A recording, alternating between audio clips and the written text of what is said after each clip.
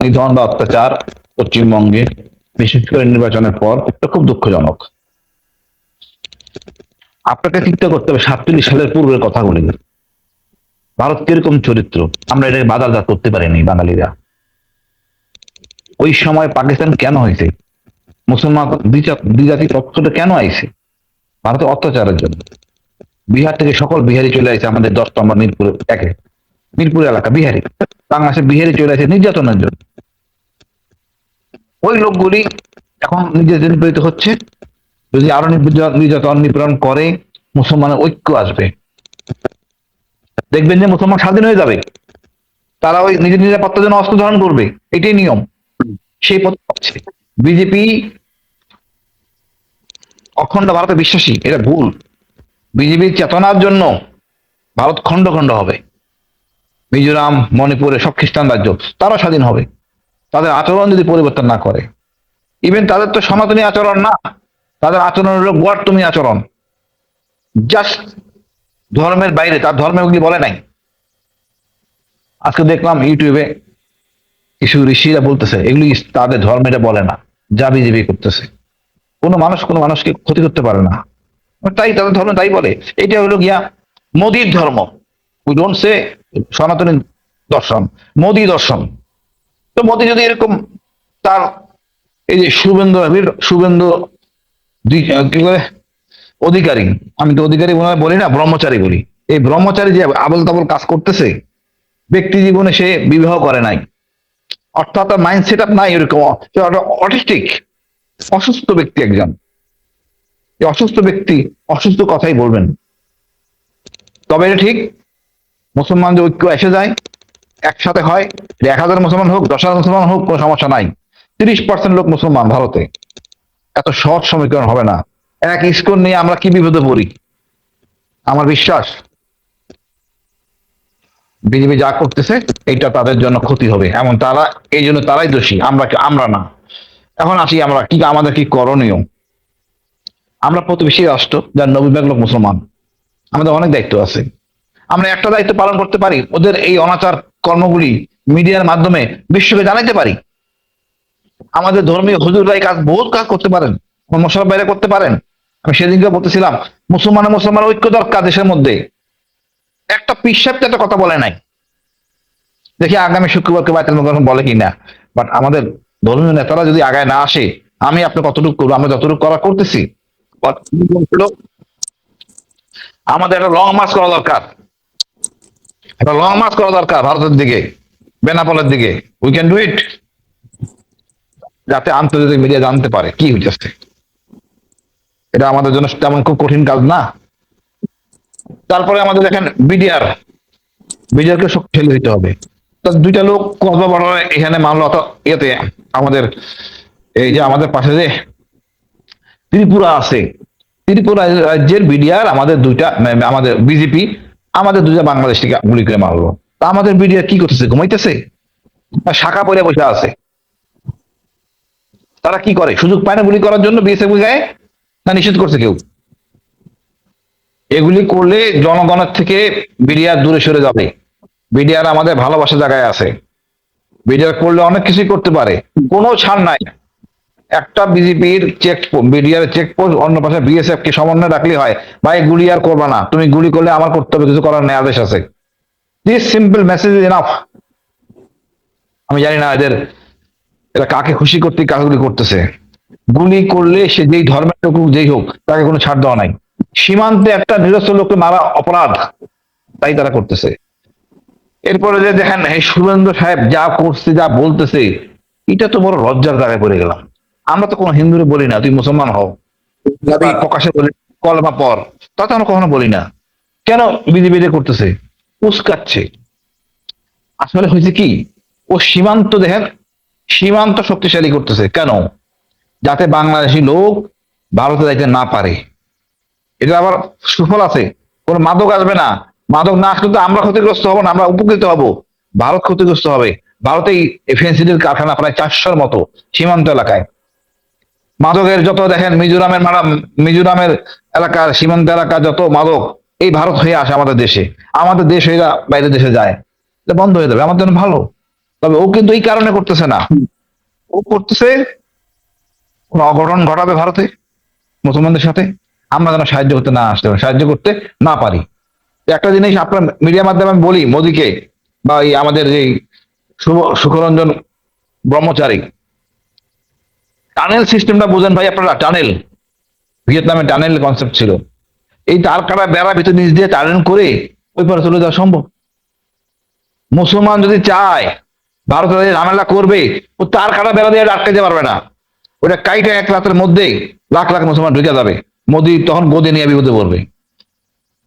এই তার কাটা দিয়ে সীমান্ত হয় না, এপার বাংলা ওপার বাংলা, আমরা সব সমান বাঙালি, আমাদের ভাষা এক। সুতরাং মোদি তো না এই সুখরঞ্জন মানে বালি এই আবল তাবল বলে, বাংলা ভাষায় বক্তৃতা দিচ্ছে, হিন্দি ভাষা দেখ তার ইচ্ছা। তবে আমি মনে করি এই শান্ত পরিবেশ অশান্ত করলে তাদের জীবন, তাদের সময় সুখময় হবে না এবং তাদের জন্য কষ্টকর হয়ে যাবে। এই তার কাটা দিয়ে তারা নিজেরা বিপদে পড়বে, আমাদের জনগণের বেঁচে খেয়ে ফেলবে। আর এটা কোনো ডিফিকাল্ট জবও না। আমাদের যে হারে মোটরসাইকেল আপনি দেখেন 1 মিনিটের মধ্যে তালা ভাঙা লয়ে যায় মোটরসাইকেল। তো আমাদের লোক বেশ এক্সপার্ট, যে আমরা মনে করি ভারতে হস্তক্ষেপ করবো সরজমিনে, বা আমার মুসলমান ভাইকে উদ্ধার করার জন্য আমরা আগায় যাব, ভারত সোজা হয়ে যাবে। এখন তো হচ্ছে বাইতুল মোকাররমে ঘোষণা দেওয়া যে আমরা কলকাতার উদ্দেশ্যে বা মুর্শিদাবাদের উদ্দেশ্যে আমরা মার্চ করলাম, আমাদের হুজুরের কোনো কথাবার্তা নাই। মাঝখানে ডাকসু একটা অনুষ্ঠান ইয়া করলো, যাত্রা করলো এমবেসির দিকে, গুড, ভালো। হুজুরা কি করছেন দেখি আগামী শুক্রবার কি বলে ওনারা। ভাসানের হলে তো পড়তেন, ভাসানের হলে যা ছিল তা নিয়ে হাঁটা শুরু করতেন সীমান্তের দিকে। আমার মনে হয় আমাদের কঠিন বাক্য ব্যবহার করতে হবে, এবং সরকার করতে পারে না, সরকার বলতে পারে না। আমাদের সরকার তো এই সুখরঞ্জন বলে শুভেন্দু, নামটাও বড় ভেদাতে, সুমন্দের মতো বেকুব না। আমরা তো ভদ্র শালীন জাতি, আমরা আমাদের ওইভাবেই কথা বলি যেভাবে বলা দরকার, বাট না বলা এটা কোনো ভদ্রতা না।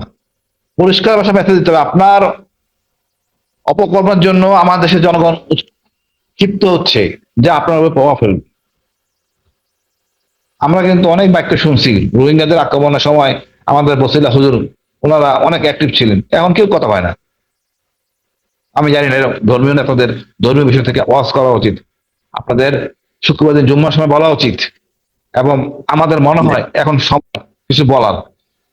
তারপরে আমি তো একটা জিনিস মনে করে বলি, মুসলমানরা যদি মানে রাজ্যতে আমরা চিঠি লিখতে পারি, আমাদের বাইতুল মুকাররম মসজিদে লেখা যায়, মোশাররফ ভাই নিজেই লিখতে পারেন সকল রাষ্ট্রের কাছে যে বিপদে পড়ে গেছে, আপনার দেশ থেকে হিন্দু পাঠাই দেন ফেরত। যদি সৌদি আরব হিন্দু পাঠায় দেয় বা শক্ত ভূমিকা নেয়, সব বন্ধ হয়ে যায়। সৌদি আরব যদি একটা কথা বলে যে একবার যদি হয় তোমার সব হিন্দু পাঠাই দিব, দেখেন দেশ শুধু হয় কিনা ভারত। এত তো সমস্যা হয়। বাংলাদেশ স্বাধীন সার্বভৌম একটা রাষ্ট্র, তার সাথে পশ্চিমবঙ্গের তুলনা হয় না। পশ্চিমবঙ্গ একটা রাজ্য, আমাদের সম্পর্ক দিল্লির সাথে।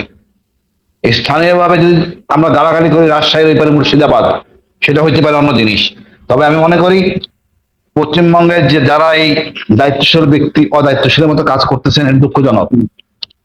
একটা ইলেকট্রিক রাবার টানলে লম্বা হয় কিন্তু একসময় ছিঁড়ে যায়, এটা শুভেন্দু বা পশ্চিমবঙ্গের জ্ঞানী গুণী ব্যক্তি জানা উচিত। আজকে এই টানা পড়ানোর জন্য আমরা পাকিস্তান থেকে স্বাধীন হয়ে গেছি, এই টানা পড়ানোর জন্য ভারতবর্ষে এক ছিল, ওখান থেকে আমরা স্বাধীন হয়ে পাকিস্তান হয়েছি, বাধ্য হয়েছি। আবার যদি জ্ঞান নাম করে 30% লোক যাই থাকুক পশ্চিমবঙ্গে, এরা স্বাধীন হয়ে যাবে। নিজে বাঁচার জন্য সে প্রতিহত অস্ত্র হাতে নিবে। যেভাবে শুভেন্দুর কথা বলেন আমি সেভাবে বলতে চাই না, তারপরে বলা উচিত। আপনি একবার বলেন আমাদের চিটাগাং নিয়ে নিবেন, ওনাদের মিডিয়া বলে চা খেতে খেতে চলে আসবে। আমি মনে করি বাংলাদেশ হয়তো প্রবেশ করতে পারবেন বড় জোর, যাইতে পারবেন না। আপনার ধুতি ফেরত পড়াই দেওয়া হবে, আপনি জিনিসটা যাবেন না। আমাদের বাঙালিরা প্রচন্ড সাহসী, 24 তার প্রমাণ, 71 তার প্রমাণ। আমি মনে করি এই ধরনের বিপর্যয় জাতিকে ঐক্য করে। আমি বিশ্বাস করি মুসলমান ঐক্যে আসবেন। আপনি আন্ডারগ্রাউন্ডে যাবেন, অস্ত্র হাতে নিবেন, সোজা হয়ে যাবে ভারত। আপনি দেখেন নেপাল, আপনি দেখেন ঝাড়খণ্ডের বিদ্রোহীরা, মণিপুর দেখেন কয়জন লোক তারা, মণিপুরে কতজন লোক, মিজোরামে কতজন লোক। আপনার 2 কোটি মানে যথেষ্ট যথেষ্ট। 2 কোটির মধ্যে আপনার কম করে হলো তো 50 লোক 50 লাখ লোক সক্ষম, বাইরে চাকরি চাকরি করলো 10 লাখ লোক সক্ষম। আপনি 10,000 লোক আনেন, অস্ত্র হাতে দেন, আন্ডারগ্রাউন্ডে যান, ট্রেনিং করেন, তেমন কঠিন কিছু না, ভারতকে সোজা করে দেওয়া সম্ভব। আমি মনে করি আপনার ধর্ম যখন সংকটে, এখন এই সুযোগ নেওয়া উচিত। আমরা মুসলমানরা আপনার সাথে আছি। আমি বিশ্বাস করি আপনারা, আমাদের উচিত আর্থিক সাহায্য দেওয়া। 71-এ যা করছে ভারত পাকিস্তানের সাথে, যার পরিপ্রেক্ষিতে আমরা স্বাধীন হয়েছি, আমরা তাই করব, কোনো শর্টকাট নাই। আপনি এখানে মুসলমানকে হাত দেবেন, আমি আর এই আমার হাসানুজ্জামান ভাই মশাল ভাই চুপচাপ পলা চুষবো, এটা হবে না তো। আমরা সীমান্তে চলে যাব, লং মার্চ করব, যা দরকার তাই করবো। আর ইন্টারনেটের যুগ, আমি বলি মুসলমান ভাইদের, আপনারা ধৈর্য ধারণ করেন, পরিকল্পনা করেন বাঁচার জন্য যা করা দরকার। 2 কোটি এনাফ, 2 লাখ যথেষ্ট, 2 লাখ না। আমি 10,000 লোক দিয়ে এই পশ্চিমবঙ্গ ম্যানেজ করা যায়, বিশাল শক্তি। তো হতাশ হওয়ার কিছু নাই, আমি আশাবাদী অন্তত। তবে এদেরকে গুল লাগাইতেছে আমাদের আওয়ামী লীগ, এটা আপনি সবাই মনে রাখতে হবে। এই গাজীপুরের মেয়র ফুলের তোড়া নিয়ে গেছে শুভেন্দুর কাছে, কত বড় গাদ্দার। আর সে বলে, এই শুভেন্দু অধিকারী বলে হাসিনা নিয়ে বিমানে আসবে, আসেন। ওই বিমান ল্যান্ড করতে হবে না, ওই বিমান ল্যান্ড করবে বঙ্গোপসাগরে, এই দেশে না। আপনি সীমান্ত ক্রস করে আসেন, দেখি আপনার কত সক্ষমতা। গাদ্দার আমাদের আওয়ামী লীগ, এরাই ওদের নির্বাচনে জিতাইছে, এরাই ওদের ভোটার সব কাজ করে দিছে। এই দেশটা টাকা নিয়ে সুমন্দরের কাছে দিছে, সুমন্দর তুমি নির্বাচন করো, তুমি করলে আমার নেতৃত্ব যাবে দেশে। এই গাদ্দারকে আমরা আবার দ্বিতীয়বার চিনলাম আওয়ামী লীগকে। সুতরাং সুমন্দরের গালি দেওয়ার আগে আমাদের লোকদের গালি দেন, আমাদের ধর্মীয় নেতাকে আমার আকুল আবেদন, আপনারা ঐক্যে আসেন। এটা সুযোগ পাইছি, আমরা ঐক্যে আসি। আপনি মনে করেন এই পশ্চিমবঙ্গ সোজা করতে পারলে মায়ানমারের রোহিঙ্গারা সোজা হয়ে যাবে, তারা তাদের আশ্রয় খুঁজে পাবে। এটা আমাদের নৈতিক দায়িত্ব। আমাদের প্রচার মাধ্যম, মিডিয়া মাধ্যম, সকল মিডিয়াকে বলবো, মনিবেদে বলবো, প্রায় আপনি টপিক রাখেন, এক একটা মিডিয়ার কিলিং হবে, আমরা কথা বলবো। এক একটা মিডিয়ার বিএসএফ মারে আমাদের নিরীহ লোকদের, এটা মানবতা বিরোধী অপরাধ। আমরা দাবি করবো আন্তর্জাতিক কোর্টে মামলা করার জন্য সরকারকে। ইনশাল্লাহ আমরা এই মুখে কথা বলতে পারতে সৌভাগ্য। 24-এর ছাত্র আমাদের শিখেছে, আর একটা 24 দরকার, 24 না 28, 27 যাই দরকার পশ্চিমবঙ্গের, ইনশাল্লাহ সব হয়ে যাবে। আমরাও যদি সীমা লঙ্ঘন না করে, বাড়াবাড়ি করে, আমরা উত্তক্ত আচরণ করব না। একটা জিনিস মোশাররফ ভাই বলছেন বিদেশে যাওয়ার কথা, আমি মনে করি দরকার নাই আপাতত। এক পৃষ্ঠার মধ্যে সুপারিশ লিখি, অতি প্রয়োজনীয় দীর্ঘমেয়াদী করে। আমরা বাংলাদেশে অনেক এমবিসি আছে, এটা আমরা 2 দিনের মধ্যে পৌঁছাইতে পারি। এমবিসিতে দিয়ে গেটে দিয়ে আসলাম, অনেক কাজ হবে। তারা কিন্তু এটা পাওয়ার পরে তার কেন্দ্রে পাঠাবে, এটা আরো জরুরি হবে। আমার হাসানুজ্জামান ভাইয়ের সাথে বসে আপনারা ড্রাফট করে দেন, একই চিঠি সব এমবিসিতে আমরা দিব, ইনশাল্লাহ কাজ হবে। এবং